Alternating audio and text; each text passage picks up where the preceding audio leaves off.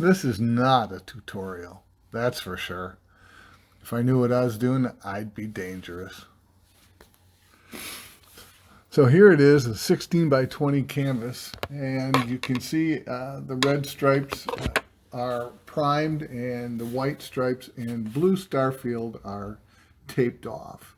So there it is, and that's drying. The little undercoat helps. There it is poured. After we poured and pulled the paint, you can see that in a lot of the tutorials online of how to make it. And of course, with the extra paint, you can see one painting there that was made. And here it is. It's still wet, so it's going to have to dry before we can take the tape off of the white stripe area. And then do the same process for them. We taped over the red areas and then poured the white stripes and left the blue starfield masked and eventually got to that. So essentially it was 3 paintings. And there's the other with spare paint we had at the end. Poured those out. One of them was a 12 by 12 and the other was like 12 by 16, something like that. And there they are, drying on the kitchen counter. Really wet at that point. It takes a couple of days for them to dry where you are comfortable moving them around. But they look pretty good there.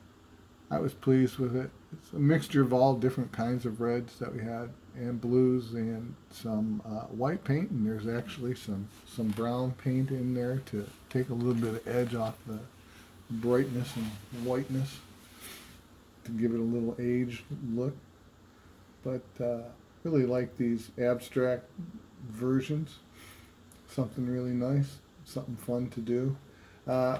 I consider myself a flag keeper, and what that is I remember as a kid, my dad must have thought I was old enough to put out the flag, and he taught me about, not touching the ground with it. And there it is drying there with just the red stripes done.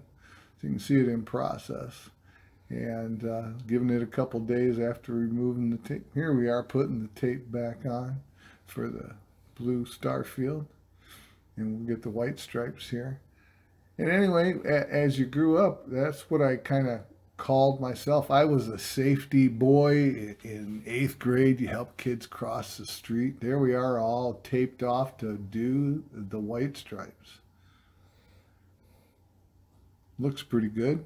Different flag, that's for sure. And I remember that you'd sometimes be asked to lower the flag or raise the flag at school. And it was a big thing back in the day to be a crossing guard at the school and raise and lower the flag at the time. And I thought it was part of growing up. So my son, he is the new flag keeper in our family. But I remember being very proud of my dad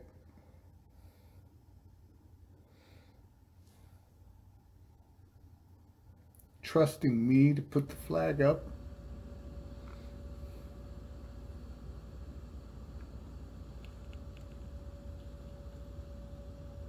So there it is without the starfield done.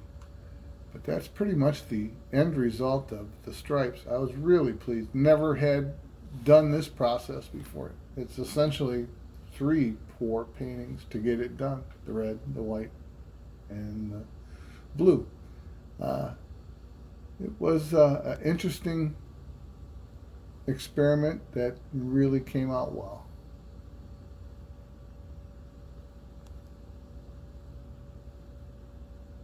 The silicone that's mixed with the paint, with water, and there's a pouring medium that I used also.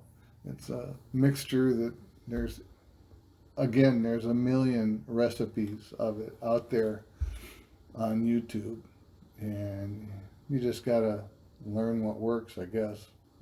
This was pure luck.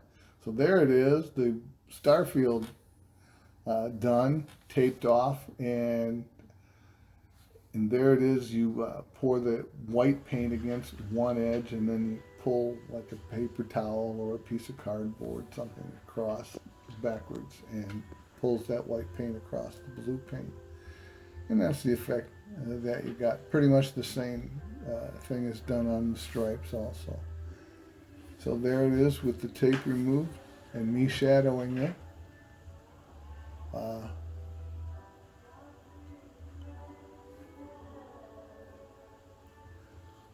Flag's always been an important part of my life for many reasons.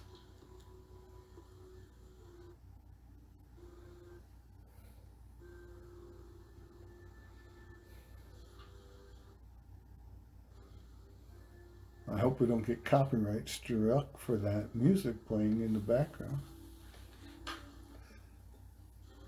But it's only for a few seconds.